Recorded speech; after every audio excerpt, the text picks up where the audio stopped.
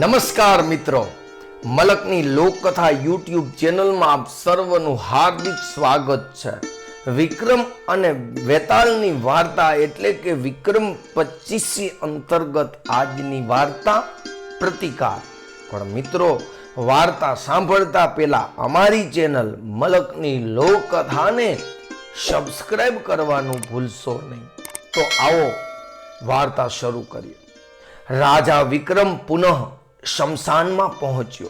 શબ રૂપમાં રહેલા વેતાલને ખંભે નાખી પોતાના માર્ગે ચાલવા માંડ્યો.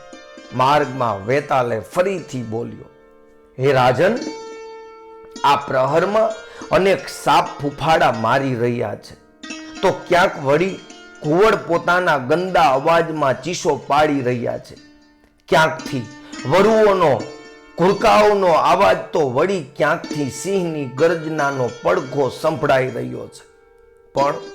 પણ આ બધાની પરવા કર્યા વિના ખામોશી ધારણ કરીને આ આગળ વધી રહ્યા છો. જરૂર એની પાછળ કોઈ ચોક્કસ કારણ છે. કદાચ તમે કોઈ સાધના કરી રહ્યા હો એવું લાગે છે, પણ મને લાગે છે કે આપ એવા સાધના સિદ્ધ કર્યા પછી પણ રાજા અગ્નિસિદ્ધની જેમ રાજ્ય માટે અયોગ્ય અને હાનિ પહોંચાડનાર તત્વોને રોકવામાં સફળતા નહીં મેળવી શકો. ખેર, આમ છતાં તમને ચેતવી શકાય એવા ઈરાદે હું તમને રાજા અગ્નિસિદ્ધની વાર્તા સંભળાવવા ઈચ્છું છું, જેથી ચેતી શકો તો આપ ચેતી જાઓ અને આ કઠિન યાત્રાના માર્ગમાં તમારો પ્રવાસ થાકર રહિત બની રહે. આટલું બોલી વેતાલે રાજા અગ્નિસિદ્ધની કથા સંભળાવવી શરૂ કરી. વર્ષો જૂની વાત છે. અગ્નિશિખા નામનું એક રાજ્ય હતું. રાજા અગ્નિસિદ્ધ આ રાજ્યનો શાસક હતો. અગ્નિસિદ્ધની બાજુમાં વિશાલ નામનું એક બીજું રાજ્ય હતું. આ બંને રાજ્યો વચ્ચે પેઢી દર પેઢી વેર ચાલતું હતું. આથી રાજા અગ્નિસિદ્ધે પોતાના રાજ્યની સુરક્ષા માટે બહુ મોટો ખર્ચો કરવો પડતો હતો. એક વખત લાંબી વિચારણા પછી રાજા અગ્નિસિદ્ધે વિશાળ રાજ્યના રાજાને શાંતિનો સંદેશ પાઠવ્યો. આ સંદેશમાં બે રાજ્યની જૂની દુશ્મની ભૂલી પડતી મૂકવા વિનંતી કરવામાં આવી હતી. મૈત્રી વધારવાની વાત કરાઈ હતી. પણ વિશાળ દેશનો રાજા આ દરખાસ્ત સમજવામાં મૂર્ખ સાબિત થયો. તેણે રાજા અગ્નિસિદ્ધના મૈત્રી સંદેશને ફગાવી દીધો. ઉલટું ઉત્તરમાં કહ્યું કે તમારા પૂર્વજોએ અમારા પૂર્વજો જે લોહી વહાવ્યું છે એને સરળતાથી ભૂલી જવાનું અસંભવ છે. થોડા વર્ષો વીતી ગયા. એક દિવસ રાજા સોમદત્ત શિકારે જવા નીકળ્યો. ત્યાં અકસ્માતમાં એનું મૃત્યુ નીપજ્યું. એમના પછી વિશાળ દેશનો રાજા એમનો પુત્ર સત્યદીપ રાજા બન્યો. સત્યદીપ અત્યંત શાંતિપ્રિય રાજા હતો. એ ઈચ્છતો હતો કે બંને દેશ વચ્ચે દુશ્મનીઓ અંત આવે અને પરસ્પર સારા સંબંધોની સ્થાપના થાય.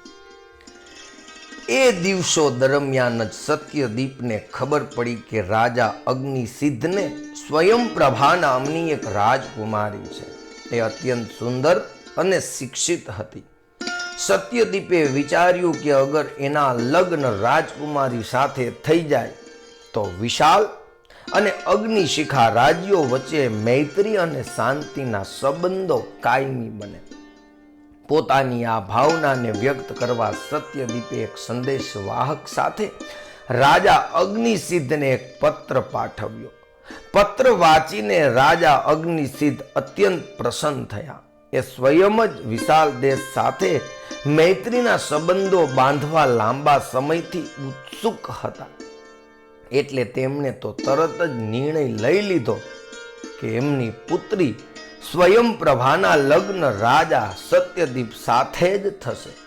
રાજા અગ્નિસિદ્ધને સ્કંદસિંહ નામનો એક રાજકુમાર પણ હતો. આ રાજકુમાર સ્કંદસિંહને પોતાની બહેનના લગ્ન દુશ્મન દેશના રાજા સાથે કરવાની વાત પસંદ ન આવી. એણે વિચાર્યું કે શત્રુને પોતાની પુત્રી આપીને સંબંધ બાંધવો એ અપમાન નહીં તો બીજું શું છે. પણ તેણે તાત્કાલિક તો મૌન જ ધારણ કર્યું, કોઈને કશું જ કહ્યું નહીં. યુવરાજ સ્કંદસિંહની નજીક રહેતો રાજ પરિવારના સભ્યોએ યુવરાજના મનના વિચારો જાણી લીધા. તેમણે આ સ્થિતિનો ફાયદો ઉઠાવવાનું નક્કી કર્યું. સ્કંદસિંહના કાનમાં આવા કેટલાક લોકોએ ઝેર રેડાવા માંડ્યું. એમણે કોઈને કોઈ રીતે રાજકુમાર સ્કંદસિંહના મનમાં એવું ઠસાવવાનો પ્રયત્ન શરૂ કરી દીધો કે આ રીતે સ્વયં પ્રભાનો હાથ માગવા પાછળ જરૂર શત્રુરાજ સત્યદીપની કંઈક ચાલ હોવી જોઈએ. રાજા અગ્નિસિદ્ધની મતિ ભ્રષ્ટ થઈ ગઈ છે. એટલે જ તો વગર વિચારે સત્યદીપની દરખાસ્ત સ્વીકારી લીધી છે. તેઓ એવું પણ કહેવા લાગ્યા કે આ તબક્કે અગર રાજકુમાર સ્કંદસિંહ ચૂપ જ રહેશે તો આખા અગ્નિશિખા રાજ્યનો વિનાશ થઈ જશે. આ બધી વાતો વચ્ચે રાજકુમાર સ્કંદસિંહ અત્યંત અકળામણ અનુભવતો હતો. તેણે રાતોરાત એક યોજના ઘડી કાઢી. પિતા અગ્નિસિદ્ધને પદભ્રષ્ટ કરી સ્વયં સિંહાસન પર બેસી જવાની એની યોજના હતી. યોજના મુજબ જ એક મધરાતે રાજા અગ્નિસિદ્ધને બંદી બનાવી લેવામાં આવ્યો. એ જ શુભ મુહૂર્તે સ્કંદસિંહ રાજ્યના શાસનનો ધુરા પોતાના હાથમાં પકડી લીધી અને રાજા બની ગયો. કેદખાનામાં પડ્યા રાજા અગ્નિસિદ્ધ પોતાના પુત્રના આ વ્યવહારથી અત્યંત દુઃખી થઈ ગયા હતા. એ સમજી ગયા હતા કે આવું પગલું પુત્ર સ્કંદસિંહ એકલા હાથે ભરી જ શકે નહીં. જરૂર એને પાછળ આ પરિવારનું કોક ષડયંત્રકારીઓનું ભેજું કામ કરી રહ્યું હશે. એમની સલાહથી જ રાજકુમારે આ દુષ્કૃત્ય કર્યું હશે. આવી જ વાતોનો પ્રવાહ અગ્નિસિદ્ધના દિમાગમાં સતત ચાલતો હતો. રાજગાદી પર બેસવાની સાથે જ વિશાલ દેશના રાજા સત્યદીપને કહેવડાવી દીધું કે તમારો પ્રસ્તાવ એક ઢોંગ માત્ર છે. આ રીતે તમે પીઠમાં છરી ભોગવાની વાત કરી છે. દાદા પરદાદાના સમયથી ચાલી આવતી દુશ્મનીનો બદલો તો જરૂર લેવાનો જ હોય, એટલે શત્રુને સજા કરવા તત્પર છું. એણે યુદ્ધ માટે તૈયાર રહેવું જોઈએ. આવો સંદેશો સાંભળીને રાજા સત્યદીપ અત્યંત દુઃખી થઈ ગયો.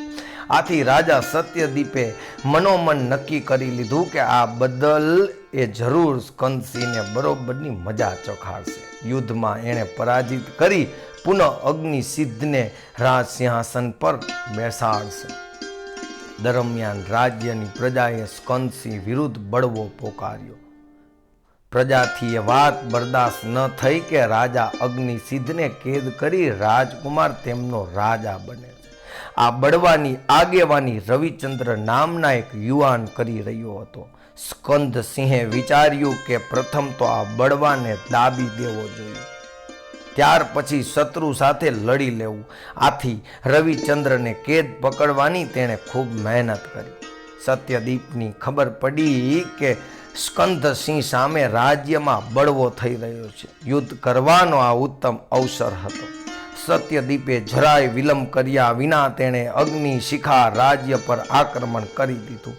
આથી સ્કંદસિંહ બેવડી મૂંઝવણમાં મુકાઈ ગયો. હવે આ પરિસ્થિતિમાં જેણે ષડયંત્ર કર્યું હતું એ સ્કંદસિંહને પિતાનું સ્થાન લેવા ઉશ્કેર્યો હતો, એ જ સ્કંદસિંહ વિરુદ્ધ જ ષડયંત્ર શરૂ કર્યા.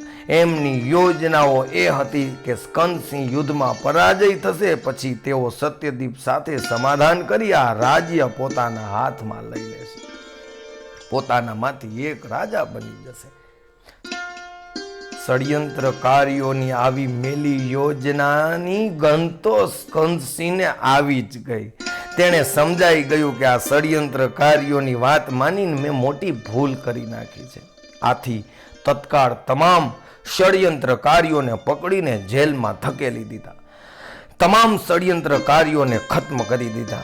તેણે નિર્ણય લઈ લીધો કે દુશ્મનના આક્રમણ સામે લડવા જતા કાં તો તે વિજય થશે અથવા મોતને ભેટશે. સ્કંદસિંહ પોતાની સેના સાથે યુદ્ધ મેદાનમાં આવી ગયો. બંને રાજ્યની સેના વચ્ચે ઘમાસાણ યુદ્ધ શરૂ થઈ ગયું. કમનસીબે સ્કંદસિંહની સેના કેટલાક રાજા અગ્નિસિદ્ધને વફાદાર એવા સૈનિકો પણ હતા. તેમનો ભક્તિભાવ પોતાના અસલી રાજા તરફ હતો, જે જેલમાં કેદ હતો. આવા સૈનિકોએ સત્યદીપ સમક્ષ સમર્પણ કરી લીધું. સ્કંદસિંહ માટે તો આ ઘટના સ્વાભાવિક એક મોટો આઘાત સમાન હતી. એના અનેક યોદ્ધા એનો સાથ છોડી દીધો હતો. સત્યદીપની સેના વધુ મજબૂત થઈ ગઈ હતી. સ્કંદસિંહનો ભૂંડો પરાજય થયો. સ્કંદસિંહને સત્યદીપે કેદમાં લઈ લીધો. રાજા અગ્નિસિદ્ધને જેલમાંથી મુક્ત કરી દીધા. હરખના આંસુ સાથે અગ્નિસિદ્ધે સત્યદીપને ગળે વળગાવ્યો અને કહ્યું, સત્યદીપ, તારા આ સહાયતા હું ક્યારેય વિસરી નહીં શકું. હું તારો હંમેશા ઋણી રહીશ. રાજા અગ્નિસિદ્ધની વાત સાંભળી સત્યદીપે ધીમેથી સ્મિત વેરતા કહ્યું, મહારાજ, એમાં ઋણી થવાની વાત જ ક્યાં છે? આપ આપના પૂર્વ નિર્ણય મુજબ આપની રાજકુમારીનો હાથ મારા હાથમાં આપી દો. મને આપના જમાઈ તરીકે સ્વીકાર કરી લો. કારાવાસમાંથી રાજા અગ્નિસિદ્ધ સીધો જ પોતાની કુળદેવીના મંદિરે આવી પહોંચ્યો. તેણે તરત જ રાજકુમારી સ્વયંપ્રભાને મંદિરમાં બોલાવી અને સત્યદીપ સાથે પરણાવવાની પોતાની ઈચ્છા જણાવી. પિતાની વાત સાંભળી રાજકુમારી સત્યપ્રભા થોડો વખત સુધી મૌન રહી. પછી બોલી, આજે હું આપને મારા મનની વાત કહું છું. પિતાજી, જ્યારે આપને કેદ કરવામાં આવ્યા ત્યારે પોતાના પ્રાણ હથેળીમાં રાખી પ્રજામાં રાજભક્તિ જગાડનાર યુવાન રવિચંદ્ર વિદ્રોહને અગ્નિ પ્રગટાવ્યો હતો. એ જે રીતે જનનાયક બનીને ઝબકી ઉઠ્યો, એનાથી હું અત્યંત પ્રભાવિત થઈ છું. હું એ યુવક રવિચંદ્ર સાથે લગ્ન કરવા ઈચ્છું છું, પણ મને ભય એ વાતનો છે કે હું લગ્ન કરવાની ના પાડીશ તો સત્યદીપ નારાજ થઈ અને રાજ્યને નુકસાન પહોંચાડશે. દીકરીની વાત સાંભળી રાજા અગ્નિસિંહ પડવાર માટે વિચારે ચડ્યો. પછી બોલ્યો, દીકરી, આ રીતે ડરવાનો કોઈ અર્થ જ નથી. તારા લગ્ન તારા ઈચ્છા અનુસાર હું રવિચંદ્ર સાથે જ કરીશ. આમ કહી રાજા તરત જ સત્યદીપ પાસે પહોંચ્યો. જઈને એણે બધી વાત કહી, દીકરીની ઈચ્છા પણ જણાવી. સત્યદીપે રાજકુમારી સ્વયંપ્રભાને ભય હતો એવો ગુસ્સાનો સૂરજ દર્શાવ્યો. એથી ઉલટું એ ત્યાં જ અટકી ગયો અને સ્વયં રવિચંદ્ર અને સ્વયંપ્રભાના લગ્નની તૈયારી કરાવવામાં વ્યસ્ત બની ગયો. રવિચંદ્ર અને સ્વયંપ્રભાના લગ્ન થઈ ગયા. સત્યદીપ શાંતિપૂર્વક પોતાના વિશાળ રાજ્યમાં જતો રહ્યો. થોડા દિવસ બાદ રાજા અગ્નિસિદ્ધે સંન્યાસ લેવાની ઈચ્છા વ્યક્ત કરી. તેણે પોતાનું રાજ પોતાના પુત્ર સ્કંદસિંહને સોંપી દીધું. પોતે જંગલમાં જઈ આશ્રમવાસી બની અને રહેવા લાગ્યા. અહીં વાર્તા પૂર્ણ કરીને વેતાલે રાજા વિક્રમને કહ્યું, હે રાજન, મારા મનમાં કેટલીક શંકાઓ જાગી છે. આપ એનું નિવાકરણ કરો. સત્યદીપે અગ્નિશિખા રાજ્ય પર વિજય મેળવ્યા છતાં પણ એને પોતાનો અધિકાર સ્થાપિત કરવાને બદલે પાછો કેમ પોતાના રાજ્યમાં જતો રહ્યો? જે સ્વયંપ્રભા સાથે લગ્ન કરવા ઈચ્છતો હતો અને પોતાની પત્ની બનાવી એક વિજય રાજા તરીકે કેમ સાથે ન લઈ ગયો? પુત્ર વિરુદ્ધ પ્રજાને ઉશ્કેરી બળવો કરનાર રવિચંદ્ર સાથે પોતાની પુત્રીના લગ્ન કરવાનો રાજા અગ્નિસિદ્ધનો નિર્ણય ખોટો ન હતો? વળી જે પુત્રે એને કારાવાસમાં નાખીને રાજ પડાવી લીધું હતું, એ જ પુત્રને વાનપ્રસ્થાશ્રમ પછી ગાદી સોંપવાનું તેનું પગલું યોગ્ય હતું? શું આ યોગ્ય રાજકીય નિર્ણય ગણાય? મને મારી આ શંકાનું સમાધાન થવું જોઈએ. મારા પ્રશ્નોના અગર તું સાચા ઉત્તર નહીં આપે તો તારું માથું ફાટી જશે. વેતાળના પ્રશ્નોના ઉત્તર આપતા રાજા વિક્રમે કહ્યું, વેતાળ, રાજા અગ્નિસિદ્ધ અને સત્યદીપ બંને રાજકારણમાં અત્યંત હતા. એમાં કોઈ શંકાનો પ્રશ્ન જ ન હતો. વિશાલ અને અગ્નિશિખા રાજ્ય વચ્ચે ચાલતી જૂની દુશ્મનીનો અંત લાવવા બંને આતુર જ હતા. સત્યદીપનો એ જ મુખ્ય ઉદ્દેશ હતો. તે ઉદ્દેશ પૂર્ણ કરવા માટે સ્વયંપ્રભાને પરણવા ઈચ્છતો હતો. સ્કંદસિંહને પરાજય કર્યો અને રાજા અગ્નિસિદ્ધને જેલમાંથી મુક્ત કરાવ્યા, એ ઉદ્દેશ એટલે કે બે રાજ્ય વચ્ચે સારા સંબંધોનો ઉદ્દેશ પાર પડ્યો હતો. એને પોતાના ધ્યેયમાં સિદ્ધિ મળી જ ગઈ હતી. અગર વિજેતા રાજા તરીકે સત્યદીપ રાજકુંવરી સ્વયંપ્રભા સાથે બળજબરીથી લગ્ન કર્યા હોત તો એનું એ કૃત્ય બર્બરતાપૂર્ણ લેખાયું હોત. વળી બે રાજ્ય વચ્ચેના સંબંધોમાં વેર વવાઈ ગયા હોત. એટલે જ કુશળ રાજનીતિજ્ઞને શોભે એમ તેણે સ્વયં રાજકુમારીના લગ્ન રવિચંદ્ર સાથે કરાવી દીધા. વળી જ્યારે એક સામાન્ય માણસ પોતાની આગવી સૂઝબૂઝ અને સાહસથી ઉપર આવે ત્યારે માણસને યોગ્ય જ ગણવો જોઈએ. રવિચંદ્ર એનું ઉત્તમ ઉદાહરણ હતું. એને બળવામાંથી એની સાચી રાજભક્તિ અને સામર્થ્ય વ્યક્ત કરતો હતો. એટલે જ રાજા અગ્નિસિદ્ધે રાજકુંવરીના લગ્ન રવિચંદ્ર સાથે કરાવી આપ્યા અને રવિચંદ્રને જમાઈ તરીકે સ્વીકાર્યો. હવે આપણે સ્કંદસિંહની વાત કરીએ. મૂળભૂત રીતે તો એ સારો માણસ જ હતો, માત્ર કેટલાક ષડયંત્રકારીઓનું રમકડું બની ગયો હતો. એને ઝડપથી જ પોતાની ભૂલો સમજાઈ જ ગઈ હતી. એને 2 વખત પરાજય મળ્યો હતો, પ્રથમ પ્રજાના હાથે અને પછી સત્યદીપના હાથે. આથી સ્કંદસિંહ પોતાના અનુભવોને આધારે યોગ્ય રાહ પર આવી ગયો હશે એવો ખ્યાલ આવી જતા રાજા અગ્નિસિદ્ધે એને રાજ સિંહાસન પર બેસાડ્યો હતો. આમ રાજા વિક્રમે મૌનનો ભંગ કર્યો. વિક્રમે મોઢું ખોલ્યું એ સાથે જ મળદા રૂપે વેતાલ ફરી પોતાની શમશાનના વૃક્ષમાં લટકી ગયો. મિત્રો, આ વાર્તા અહીંયા પૂરી થઈ છે. અમારી વાર્તા ગમી હોય તો અમારી ચેનલ મલકની લોકકથાને સબસ્ક્રાઈબ કરવાનું ચૂકશો નહીં. અને આવતા વિડીયોમાં આગલી વાર્તા એટલે પિચાસના હઠ અને સંતોષની વાર્તા કરશું. આવજો મિત્રો.